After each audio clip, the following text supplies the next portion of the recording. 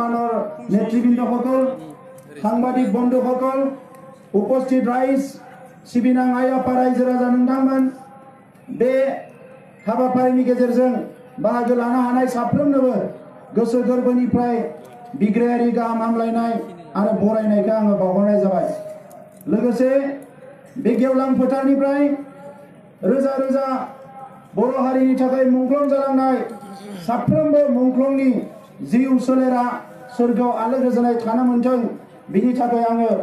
इसोरनि खाथियाव आखाइ खबजबनानै खुलुमनानै आरज गाबबाय। दा मानगोनां रायजोफोर, जोबोद दुखुनांथाव बाथ्रा, दमासि जानो हाया मा जानो हाया जालांबाय रायजोफ्रा। दा दिनै बेनिखायनो दिनैनि बे सुबुं गौमाया हरखाबै हांख्रायनायबाबो ओरैबायदि रोजा रोजा सुबुं बाहागो लाफैदों, बेनो मोनसे बिदिन्थि बर' रायजो राजाफ्रा जे सान्थि गैया, मोनसे असान्थि जानानै दङ। दा बेनिखायनो दिनैनि सुबुं गौमाया गमामायैनो सारा आसामनि थाखायनो ट्राइबेलफोरनि थाखायनो मोनसे गोनांथार सुबुं गौमा। आरो बे सुबुं गौमायाव गावबा गावनि बेसेन गोसा समखौ नागारनानै, थाखा फैसा गारनानै जाय नोंथांमोना बाहागो लाफैबाय, नोंथांमोन साफ्रोमनिबो मुङा फैबाय थानाय समाव बर' हारिनि उदांस्रिनि जारिमिनाव आरो आसामनि ट्राइबेलफोरनि रैखाथिनि थाखाय जुजिनाय जि जारिमिन, बेवहाय सनानि हांखोजों लिरनाय थागोन। दा मानगोनां रायजोफोर,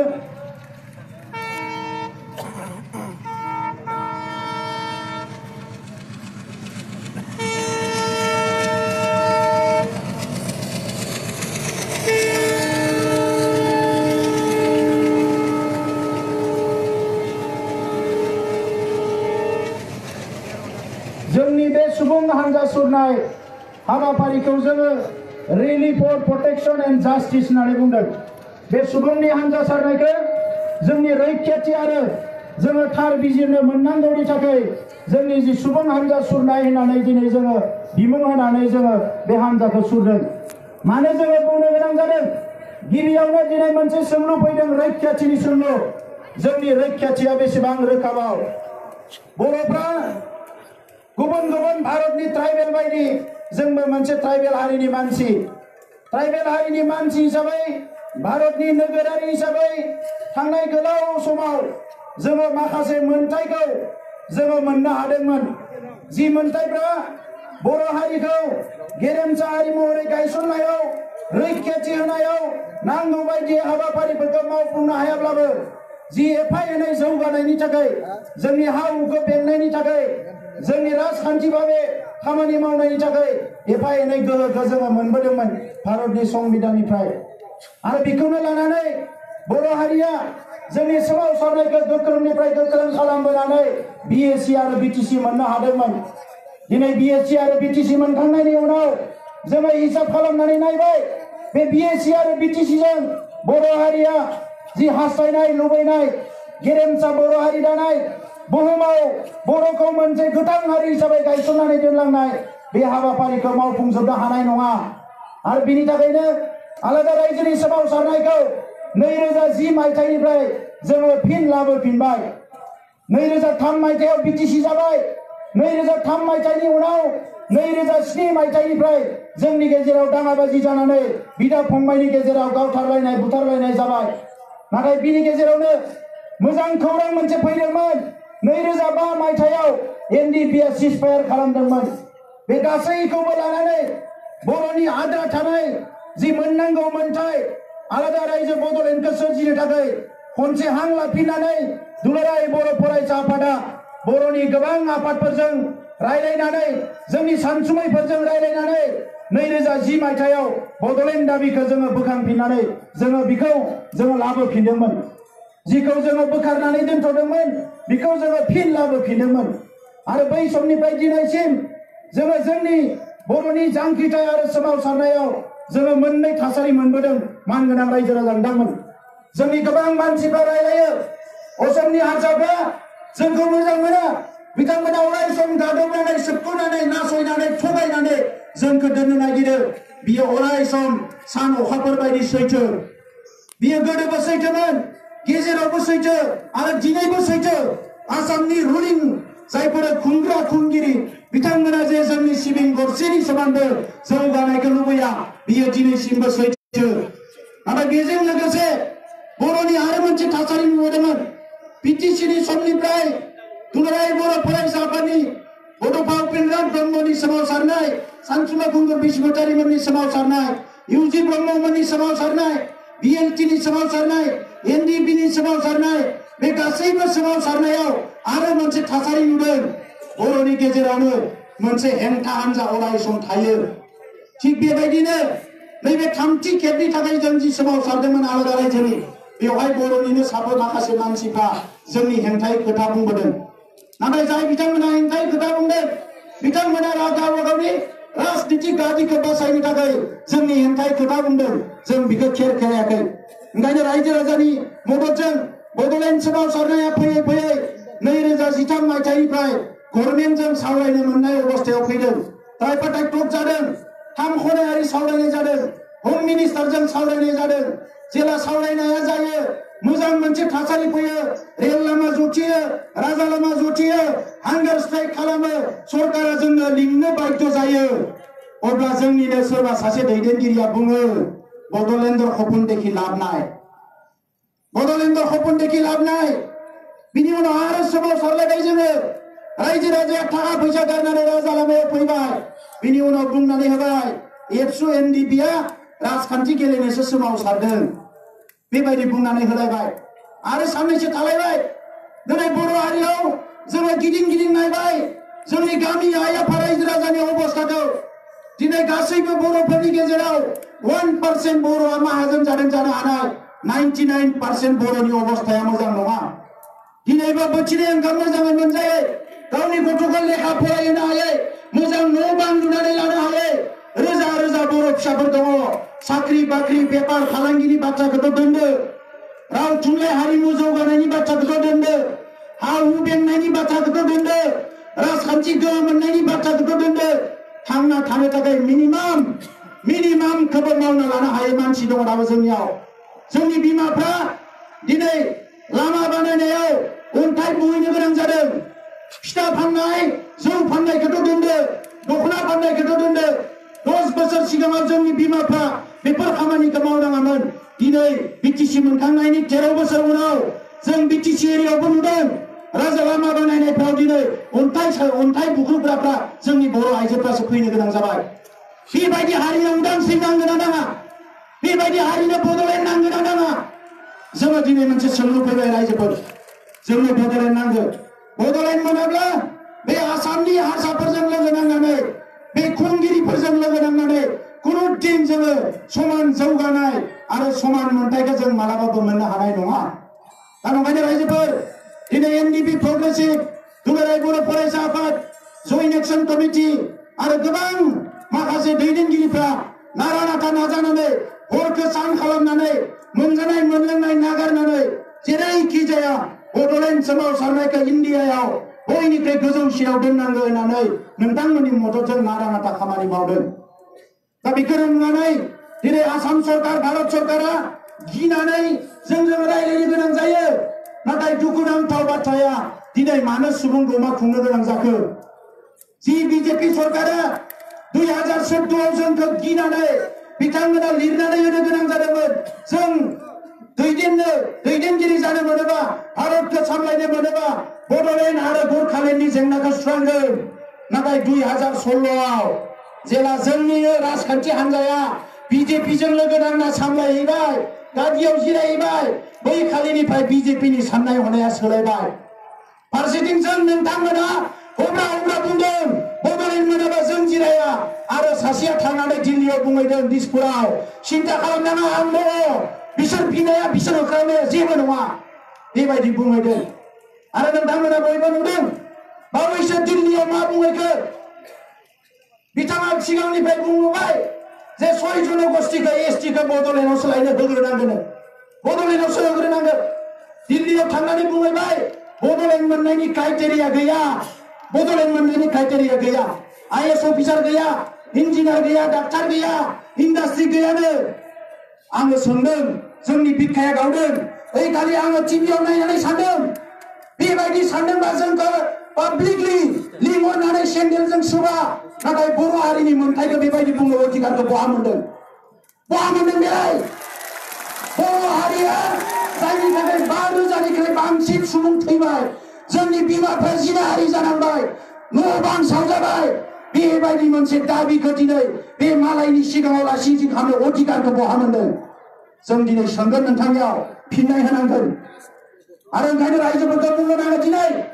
मोनद' हारिया जुदि एसटि जानांगौबा जोङो थावरिनो हानाय नङा दिनै बे आहमफ्रा 600 बोसोर आसामखौ रायजो खुंदों आईएएस आईपीएस अफिसार आहम गोजा दिनै एमएलए मन्त्रि आहम गोजा इन्डास्ट्रिनि मालिक आहम गोजा बेफोरबायदि जाथिखौ दिनै एसटि खालामनो नागिरदों आरो बिथांमोना जोंनि एमएलए एमपिफ्रासो बुंदों केटेगरि जागोन अ केटेगरि बानायगोन आदार केटेगरि बानायगोन भारतनि संबिजिराव बेबायदि केटेगरि बानायनो हानाय कोनो बेबस्था गैया कोनो लामा गैया लामा थानायमोनबा थांनाय 8 तारिखआव जेला बिलखौ राज्य सभायाव लाबो अब्लानो केटेगरि बानायनानै सोनांगौमोन नाथाय सोआखिसै जोंहा मोनसे एग्जाम्पल होनो हायो रायजोफोर जि समाव फरेस्ट डुवेलार्स एक्टखौ बानायदोंमोन ट्रेडिशनेल फरेस्ट डुवेलार्स एक्ट ट्राइबेलफोरनि थाखाय हानि मोनथाय बै समाव भारतनि ट्राइबेल मन्त्रिया पीआर केन्डियामोन डोनार मन्त्रिया आरो बे पीआर केन्डियाखौ दिल्लीयाव थांनानै राज्य सभानि एमपि उर्खाव गोरा ब्रह्म एबसुनि आफादगिरि रंगोरा नार्जारी गाहाय नेहाथारि गौतम मोसाहारी आरो आं लेङाइ आफादगिरि जों थांनानै दिल्लीयाव लोगो हमना बुंदोंमोन जे आसामाव फरेस्ट डुवेलार्स एक्टखौ एसटिनि थाखाय लाबोदों थिगानो दङ नाथाय ट्रेडिशनेल फरेस्ट डुवेलार्सफ्रा सोर होनना बुं होननानै अब्ला बै समाव पीआर केन्डिया बुंदों दाथ' एक्टआव सोलायनो हाला होनना रुल बानाय थाङा आसामाव थांना रुल आरो बे रुलाव सोनानै हो जायखौ मोननांगौ जायखौ मोननाङा दिनैसिम आसामाव बे रुलखौनो बानायनो हायाखै जायनि थाखाय दिनै लाख लाख बर' फिसाफ्रा ट्राइबेलफ्रा हाग्रा ओनसोलाव हानि मोनथाय मोननांगौनिफ्राय बन्सित जानानै दङ रुलखौनो बानायनो हायाखै आरो दिनै बे हिमन्त बिश्व शर्मा मोना कमिटि दानानै बेवहाय मा खालामनो नागिरदों जोंखौ थगायनो थाखाय आसामाव अ केटेगरि बानायनो नागिरदों बे अ केटेगरिया अल इन्डियायाव जाया रायजोफोर आं खोनानो मोनदों बे देबारगावनि लिडारालायनो गावसोरनि मानसिफोरजों सावरायदोंनो गोरोन्थियाथ' जामारबाय खहाया जामारसिगोन बिटिसिनि 40टा सिटखौ 60टा सिट बानायनानै बिसोरनोबो हगारनांसिगोन गसाइगाव सिट बिजनि सिट एमएलए सिटफोरखौ हगारनांसिगोन बिनि थाखायनो खुगायाव सिआइ गुलि हरनानै सोमावसारदोंमोन नामा बिनि थाखायनो राजा लामायाव ओंखारदोंमोन नामा बिनि थाखायनो रोजा रोजा बर' फिसाया जिउ गारनांबाय नामा जोंनियाव सोंलु फैदों दिनै जों खुनु कमप्रमाइज खालामनो हाया जोंनि मोनथायखौ जोङो रावजोंबो कमप्रमाइज खालामनो हाया उदांस्रिनि 30 बोसोर जों कमप्रमाइज खालामबोबाय आरो खुनु कमप्रमाइज जानाय नङा बेवहाय नो कमप्रमाइज जोंनि मोनथायखौ जोंनो होनांगोन दा नंखायनो रायजोफोर जों जुजिनानै थांनानै थागोन जुजिनानै थांनानै थाबोदों दिनैनिफ्राय बयबो सांग्रां जादों पार्लियामेन्टआ 31 तारिखनिफ्राय जागोन 13 तारिखसिम जागोन होननाय खोनादों फैगौ 28 तारिखआव लायनो ट्राइबेल संघजों रायलायगोन थिगानो दङ रायलाय 29 तारिखआव लायनो बिटिसि सरकारजों रायलायगोन थिगानो दङ रायलाय 30 तारिखआव लायनो जेसेबां आसामनि काउन्सिलफोरजों बे शर्मानि कमिटिया रायलायगोन रायलायनायाव जोंहा बुंनांगौ गैया नाथाय बिसोरो सोर बिटिसि सरकारा दिनै बिजेपियाव लोगो नांनानै दङ गासैबो काउन्सिला बिजेपिजोंनो दंजोबो बेवहाय मा सोलाय सोल' फैनो जोंनिया सोंलुआ बेसो जुदि सिटिजेनशिप एमेन्डमेन्ट बिलखौ हेंथा खालामनानै एजिपिया सरकारनिफ्राय ओंखारनो हायोबा जेरै मोनद' हारिनि एसटि जानाया जेराव जोंनि मोनथायखौ धंस खालामगोन बिनिफ्राय जोंनि एमएलए एमपिफ्रा मानो ओंखारनानै फैनो हाया दिनै सिदा खोथा बिथांमोनखौ रोखा खालामनांगोन नोंथांमोना गुबुन हारिजों थानो ना जोंनि हारिजों थानो गुबुननि मोनथायनि थाखाय खोथा बुंनो ना जोंनि हारिनि मोनथायनि थाखाय खोथा बुंनो दिनै लामाया सिदा ओंखायनो रायजोफोर आं खावलायखानानै दोननो नागिरदों 31 तारिखनिफ्राय जानुवारिनि 15 तारिखसिम नोंथांमोना टिभि निउज पार्लियामेन्टआव मा डिसकासन जादों जायाखै नायबाय था जुदि बे सानबाया बे 15 दिनाव सिटिजेनशिप एमेन्डमेन्ट बिलजों लोगोसे नैबे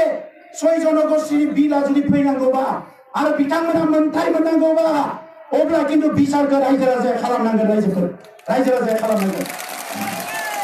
रायजो राजानो हगारना होबाय जोङो बेवहाय जोंहा खुनु अधिकार गैया रायजो राजानि साननाय हनायखौ हमथानानै दोननायनि जोंहा खुनु अधिकार गैया रायजो राजाया बिसार खालामनांगोन जोंनि राजखान्थि दैदेनगिरिफ्रा बर'जों थानो ना मालायजों थानो जोंनि मोनथायनि थाखाय खोथा बुंनो ना मालायनि मोनथायनि थाखाय खोथा बुंनो दा रायजोफोर जोङो दुखु मोनो जोङो रावखौबो इनाय साना रावनिबो हेंथायै जोङो खोथा बुंनो नागिरा बर'नि खौसेथिखौ जों लुबैयो लुबैनानैनो जोंनि गल्डेन जुबलियाव बिथांमोनखौ लिंहरदोंमोन फैयाखिसै धिकाजुलियाव गल्डेन जुबलि लिंबाय बेयावबो फैयाखिसै गोजान गोजाननिफ्राय सोरबा साफा सानै लिडार सेलेबफ्रा बुङो खौसे जानांगौ मा जानांगौ खौसे जानो थाखाय जोङो बिखाखौ अराय सम गुवार खालामनानै दङ खौसे जानो थाखाय जोंहा बेवहाय जेबो कन्डिसन गैया नाथाय खौसे जानायनि मुङाव बर'नि सोमावसारनाय जांख्रिथायखौ धंस खालामोबा बेबायदि खौसेखौ जों मालाबाबो जानो हाया रायजोफोर जों मालाबाबो जानो हाया जोंनि जिउआ जोंनि रंजानाया जोंनि गोजोनखौ खुसिया हारिनिफ्राय मालाबाबो देरसिन जानो हाया रायजोफोर जोंनि मुंख्लंफ्रा बेखौ जोंखौ फोरोंलांदों दा नंखायनो दिनै बयबो सांग्रां जादों रायजोफोर आं सोरखौबा बुलायनांगौ नांलायनांगौ बायदिसिना दावराव दावसि खालामनांगौ बेखौ बुङाखै गुसु मेलेमजोंसो दावहा नांनो हायो मेलेमा गुसु जानांगौ नाथाय दिनै आसामाव गुबुन ट्राइबेलफ्रा बेसेबां गाबथानो हागोन जोङो बेखौ नुहुरखानाय ओंखायनो जोंनिखौ जोङो थिग खालामनानै लानांगोन आरो अलखदनि समाव दुखु खैफोदनि समाव जाय खौसे गसंनो हायो जाय सोमावसारनो हायो जाय जांख्रिखांनो हायो बेसो मुलुगाव गोथां हारि हिसाबै थांना थानायनि मोन्थायखौ मोनो बेसो अधिकारखौ मोनो बे खोथाखौ जाहाथे गोसोआव लाखियो दा रायजोफोर जों लामा नायदों भारत सरकारा बुंहरबाय थादों ट्राइबेल टप खालामगोन जोङो बिथांमोनखौ लामा नायबाय थादों मानोना बड'लेण्ड मोननायनि लामाया मोनथाम गिबिया जाबाय सोमावसारनाय नैथिया जाबाय राजखान्थि खालामनाय आरो थामथिया जाबाय सावरायनाय ओंखायनो मोनथाम लामाखौबो जों अपेन दोनदों दा बे खोथाखौ नोंथांमोननो फोरमायबाय नाथाय बे मोनद' हारिया एसटि जानायनि खोथाखौ लानानै नोंथांमोनखौबो बुंगोन जोंखौबो बुंदों सोरबा सोरबा बर'नि आफादफ्रानो जायफोर मोनजाग्रा मोनलोंग्रा सोरबा सोरबा बुंनो हमबाय माथो जोंहा जेबो खहा जायानो जानो होबालाय मा जायो खहा जायानो नङा खहा जाया होनना बुं आरो संबिधानाव बबेयाव लिरनाय दोङो जोंनो लाबोनानै फोरमायफै नैबेजों खहा जाया होननानै अब्ला जों मानिनानै लागोन नङाबा खहा जायानो होननानै सोरबा जुदि बुजायनो थाङोबा बेखौ नोंथांमोना बिसार खालाम माबायदि खहा जाया सांग्रां जानांगोन रायजोफोर दा बेनिखायनो बेखिनि खोथाखौ बुंबाय सोमावसारनाया थांबाय थागोन जायखिजाया समावनो जोङो रेलि खालामनो हानांगोन जायखिजाया समावनो सोमावसारनो हानांगोन नैबे पार्लियामेन्ट सेसना थाङो माने बयबो जाहाथे एलार्ट सांग्रां जानानै थायो रायजोफोर नाथाय जोंनि ओनसोलाव सोरबाया थुनज्लायनो नाजागोन सोरबाया फाव फान्दायनो नाजागोन गाज्रि खामानि मावनो नाजागोन बेफोरखौ सामोल जा हिंसा जानो होनो हानाय नङा बुथारलायनाय थै बोहैनाय बेफोर जानो मोना नङाबा मालाया बेवहाय देरहागोन जों बे थासारिखौ जाहाथे लाबोआ আমি এই গণসমাবেশৰ দ্বাৰা আজি যি ইয়াতে ৰেলী হৈ গ'ল কোকৰাঝাৰত অসম চৰকাৰক খকিয়াই দিবলৈ ওলাইছো আপোনালোকৰ নাটক বহল আৰু এনেকা নাটক আমাৰ লগত নকৰিব এনেকা নাটক আমাৰ লগত নকৰিব আমি খকিয়াই দিছো সৰ্বানন্দ সোণোৱাল চৰকাৰক বড়োসকল ইয়াৰ ভূমিপুত্ৰ অকল বড়োসকল নহয় বড়োৰ লগত আৰু ভূমিপুত্ৰ ইয়াত বহুত আছে আমি সকলো ভূমিপুত্ৰৰ অধিকাৰটো সুনিশ্চিত হওক এইটো আমি বিচাৰো কিন্তু আজি যি দলে শাসনত আছে এই দলে 2014 আমাক কৈছিলে যে আমি যদি শাসনলৈ আহো বড় সমস্যা সমাধান কৰিম বড় সমস্যা সমাধান কৰিম 5 বছৰ গুচি গ'ল বড় সমস্যা সমাধান কৰিবৰ কাৰণে সময় নাপালে আলোচনা ভালকে কৰি পাই এটা সমাধানৰ সূত্ৰ উলাবলৈ সময় নাপালে এইটো সময় পড়ে বলে আমি নাভাবো যি সরকারে আজি এই মানে 6 জনগোষ্ঠীর বিল আনিব পাৰিছে যি সরকারে আজি জনজাতি বিৰোধী কাম কৰিব পাৰিছে এই মানুহবিলাক আজি বড়ৰ আলোচনা কৰিবলৈ সময় নাই বুলি ক'লে আমি বিশ্বাস নকৰো কথাটো হৈছে যে আজি স্পষ্ট কৰক আপোনালোকৰ নীতি কি এই ভূমিপুত্ৰ বড় আৰু জনজাতি সকলক কেনেকৈ আপোনালোকে সুৰক্ষা দিব বিচাৰিছে যোৱা 5 বছৰে ক'লে জনজাতি সকলৰ ক্ষতি হোৱা কাম আমি নকৰো সংবিধানিকভাৱে সুৰক্ষা পাব এই 6 জনগোষ্ঠীৰ বিল এদিন আহিল আৰু বিল অহাৰ পিছত এতিয়া কমিটি গঠন কৰিছে কমিটি গঠন কৰি পেলাই কৈছে ইয়াত বোলে অ কেটেগৰী কৰিব ইয়াত অ কেটেগৰী কৰিব দিল্লীত কি হ'ব অল ইণ্ডিয়াত কি হ'ব যদি অ কেটেগৰী কৰিবই পাৰে আপোনালোকে কিয় ৰাজ্যসভাৰ বিলটো আগতে আনিলে ৰাজ্যসভাৰ বিল আনাৰ আগতে কিয় অ কেটেগৰী নকৰিলে আজি আমাৰ আপোনালোকলৈ প্ৰশ্ন আমাক আৰু টুপি পিন্ধাব নালাগে আপোনালোকে ভোটৰ অংক কৰি ৰাজনৈতিক মুনাফা আদায় কৰিব বিচাৰি বৃহত্তৰ জনগোষ্ঠীবিলাকক আজি উন্নত জনগোষ্ঠীবিলাকক এছটি কৰি ক্ষুদ্ৰ ক্ষুদ্ৰ জনগোষ্ঠীবিলাকক নিক্ষেপ কৰিব বিচাৰিছে আৰু এই ৰাজনৈতিক অংকটো আমি জানো ইয়াৰ সুযোগটো দিছে আমাৰ কাউন্সিলৰ নেতাবিলাকে বিটিসি কাউন্সিলকে আদি কৰি অসমত যিমান ট্ৰাইবেল কাউন্সিল আছে এই ট্ৰাইবেল কাউন্সিল এতিয়া বিজেপিৰ লগত আছে গতিকে আমাৰ প্ৰশ্ন এই কাউন্সিলৰ নেতাবিলাক জনজাতি হোৱাৰ পিছত অসমৰ বিধানসভাত 24 জনকে ট্ৰাইবেল এমএলএ জনজাতি এমএলএ থকাৰ পিছত 4 জনকে মন্ত্ৰী থকাৰ পিছত চিফ মিনিষ্টাৰজন জনজাতি হোৱাৰ পিছত অসমত কেনেকৈ জনজাতি ধ্বংস কৰা এটা বিল আহিব পাৰে এই কথাটো আজি আমি প্ৰশ্ন কৰিছো গতিকে আমাৰ কথা শেষ কথা এইটোৱে যে আপোনালোকে অসমত কি কৰে নকৰে আপোনালোকৰ কথা কিন্তু অতি শীঘ্ৰে বদলন সৃষ্টি কৰি বড়োসকলক বিদায় দিয়ক আপোনালোকৰ লগত আমি সুৰক্ষিত নহয় এইটো আজিৰ কথা নহয় আমি তাহানিতে গম পাইছো আমাক দিবলৈ এলপি স্কুলৰ মাষ্টৰ দিবলৈ আপোনালোকৰ পইচা নাই কিতাপ দিবলৈ আমাৰ আপোনালোকৰ পইচা নাই কিন্তু বাকি কাম সব আপোনালোকে কৰিব পাৰে এই কথাবিলাক বুজিবলৈ বাকি নাই 50 বছৰে ৰেডিঅ' চেণ্টাৰত বড়োবিলাকক আধা ঘণ্টা দি চলে আপোনালোকে 24 ঘণ্টা বজালে আৰু আমাৰ বুজিবলৈ বাকি নাই এই 50 বছৰৰ টিভি চেণ্টাৰত আমাৰ 5 মিনিটৰ সময় দিব নোৱাৰিলে 24 ঘণ্টা আপোনালোকৰ বজালে আমাৰ বুজিবলৈ আৰু বাকি নাই এখন দলং দিব নোৱাৰে আমাৰ নামত অসমৰ কেলেণ্ডাৰত বড়োফা উপেন্দ্ৰনাথ ব্ৰহ্মৰ জন্মদিনটো আমি বিচাৰিছিলো ষ্টুডেণ্টে এইটো দিব নোৱাৰে আপোনালোকে দীনদয়াল দিব পাৰে আপোনালোকে বেলেগ সবক কৰিব পাৰে কিন্তু আজি বড়োসকলৰ কাৰণে একো কৰিব নোৱাৰে এই কাৰণে মই আহ্বান কৰিছো আজি অসমৰ ভয়াম জনজাতিসকলক একগোট হৈ সংগ্ৰাম নকৰিলে আজি ধ্বংসৰ সময় আহিল নিক্ষেপ হোৱাৰ সময় আহিল আজি স্পষ্টকৈ কৈছো আহোম জনগোষ্ঠীৰ প্ৰতি মোৰ বেয়া ভাৱ নাই আহোমসকলক আমি সন্মান কৰো আহোমৰ ইতিহাসক আমি সন্মান কৰো আহোমসকলক আমি মৰম কৰো ৰাজবংশীসকলক আমি সন্মান কৰো ৰাজবংশীসকলক আমি মৰম কৰো আদিবাসী ভাইসকলৰ যিটো দুখ দুৰ্যোগ ইয়াত আমি সমহাৰাই লাগি হ'বলৈ বিচাৰো কিন্তু আজি চাওক আহোমৰ নিচিনা 600 বছৰ অসমত ৰাজত্ব কৰা জনগোষ্ঠী এটাক যদি এছটি কৰা হয় বাকি জনজাতিবিলাকৰ কি হ'ব আজি আদিবাসীসকলক কম্পিট কৰিব নোৱাৰে সেইসকলৰ লগত যদি আহোমে যদি অসমত এছটি হ'ব পাৰে তেতিয়া গোৰ্খা অসমত এছটি হ'ব পাৰিব অসমত আজি এই মানে কলিতাসকলৰ এছটি হ'ব পাৰিব নাথযোগীসকলৰ এছটি হ'ব পাৰিব বাকি জনগোষ্ঠীবিলাক যিমান আছে আজি এছটি হ'ব পাৰিব আপোনালোকে আজি সংবিধানৰ জেওৰা ভাঙি পেলাই এছটি কৰিব বিচাৰিছে এইটো অসাংবিধানিক প্ৰক্ৰিয়া এই অসাংবিধানিক প্ৰক্ৰিয়া এইটো জনজাতিকৰণ নহয় এইটো একমাত্ৰ অসমৰ বড়োৰ লগতে ট্ৰাইবেলসকলক ধ্বংস কৰাৰ এটা ষড়যন্ত্ৰ এইটো অকল জনজাতিকৰণ নহয় কিয়নো আজি আহোমসকলে 3 কোটি জনসাধাৰণ থকা অসমত ৰাজত্ব কৰি আছে এই 3 কোটি জনসাধাৰণ থকা ৰাজত্ব কৰা এটা জাতিক যদি এছটি কৰা হয় আজি অসমৰ ক্ষুদ্ৰ ক্ষুদ্ৰ যিসকলৰ 1 লাখ 1.5 লাখ 50,000 আছে এই জনজাতিবিলাক কেনেকৈ জীয়াই থাকিব এই কাৰণে নিখিল বড়ো ছাত্ৰ সন্থা এনডিবি প্ৰগ্ৰেছিভ পিপলছ ইনঅকশ্যন কমিটি আৰু বিভিন্ন দল সংগঠনৰ উপস্থিত আমি স্পষ্ট কৰি দিছো আপোনালোকে এই যে প্ৰক্ৰিয়া ইটো এইখিনিতে বন্ধ কৰক আৰু যি সমস্যা সংবিধানিকভাৱে সমাধান কৰিব পাৰে আজি বড়োলেণ্ড সমস্যা ভাৰতৰ সংবিধানৰ আৰ্টিকল 2 আৰু 3 ইয়াৰ দ্বাৰা সমাধান কৰিব পাৰে এই সমস্যা সমাধান কৰক অন্যথা বড়োসকলে সংগ্ৰাম কৰি আছে 5,000তকৈ অধিক শ্বহীদ হ'ল বহুতো গেং ৰেপ কৰা হৈছিল এই সময়ত ঘৰ বাৰী জ্বলাই দিয়া হৈছিল 500 জনকৈ মানুহ গহপুৰত হত্যা কৰা হৈছিল হাজাৰ হাজাৰ জেলত গ'ল সা সম্পত্তি লুট হ'ল ধ্বংস হ'ল আজিও আমি পাহৰি যোৱা নাই এই কাৰণে এই বড়োসকলে যি সদায় প্ৰতিজ্ঞাবদ্ধ